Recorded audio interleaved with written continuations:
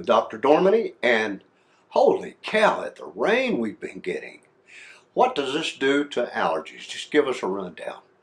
Well, grass and mold, of course, loves this, mold in particular, so that the exposure now to those two things is astronomical. Of course, you can just ride down the road and look at how tall the grass is and see those forked things sticking up, which is where the pollen comes from. You can see mold growing on your house and on your sidewalk, and it's in your air, and it's going to grow on your bread and your kitchen. It's everywhere. We don't think about it being everywhere, though, do we? When you walk down your sidewalk and you've got mold all over your sidewalk, there's a certain amount of residue that comes off of it, isn't there, when the wind blows? Well, but it's in the air, and it okay, deposits so there and reproduces there, but it's in the air, and that's how patients are exposed to it. They inhale it. Now, they inhale the spores. How do we find out if we're allergic to mold? Well, skin testing is the best screening test to answer that question. What you do is you get a purified drop of a particular mold extract, put it on the skin, prick it a little bit, and if a person is allergic to it, in about 3 or 4 minutes, they'll start having a reaction at that site. Are some people not allergic to mold? Oh, yeah. Okay. But there's an awful lot of people that have no idea how allergic they are to mold. Well, there are mold allergies, but there are also certain diseases that are caused by molds. There are certain infections that are caused by certain kinds of molds. Yes. And those are obviously different phenomena than allergic reactions to molds.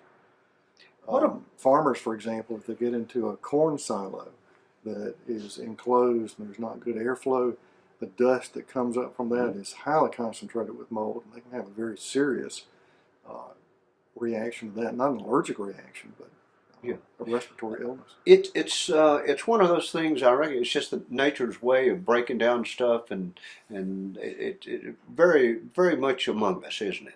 Well, the immune system reacts to it. That's what causes allergic reactions. That the immune system begins to react to things in the environment that are generally harmless as if they were harmful. And it's that reaction that causes inflammation in various places, usually in respiratory tissues like the lining of the nose and throat and the upper airways, but the conjunctiva over the eyes can have that as well. And that allergic reaction causes inflammation, and the inflammation causes the specific symptoms that they experience. I have a friend, and I want to jump over to food allergies just a second. She has to be very careful about eating wheat products because there's something in it that she's very allergic to.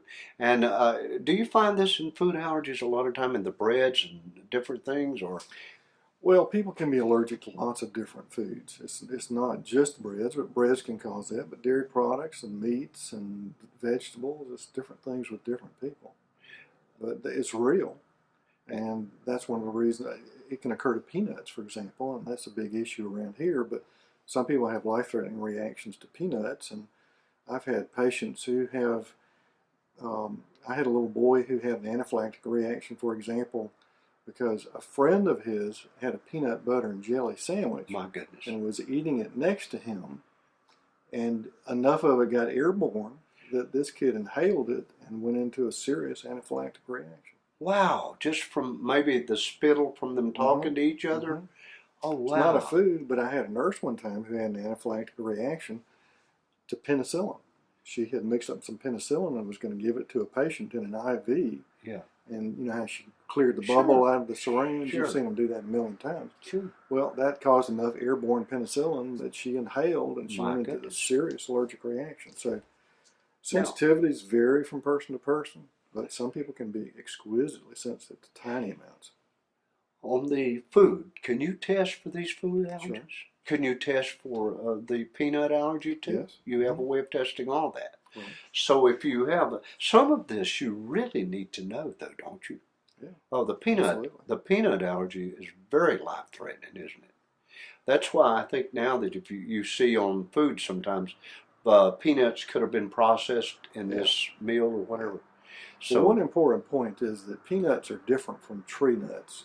Walnuts and almonds and things like that are highly allergenic, and there can be considerable cross-reactivity between the tree nuts. But those are actually true nuts. Peanut is not a nut. It's actually a legume. It's a bean. And so there's not cross-reactivity between peanut and tree nuts. Right. Though you can have patients who are allergic to both categories, but Right. just because you're allergic to peanut doesn't mean you're allergic to the tree nuts, Right. and vice versa. So if you think you're having symptoms, you can clear it up We and find out. help them find the cause and learn what to do about that and change that risk. Well, as long as we have this much rain, we're going to have more mold, aren't we? We are, yes. And, are we going to have a double spring, you think, will the trees bud again from all this water, or are we just... I don't know. A lot of the plants are getting disease from this. In fact, I've heard farmers complaining about losing crops as a result of waterborne diseases, water-encouraged diseases. I have a little garden out behind my house, and my tomatoes are dying off like crazy. Well, we lost all our cucumbers. We the wilt, we got it, so from the water. Listen, I want to thank you. You're always so helpful, giving us this information and sharing with everybody. How do they get in touch with you? You got a phone number? Oh, yeah, just call the office, 382-3720.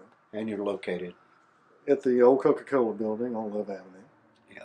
Well, folks, call Dr. Dorman. He'll make you feel better.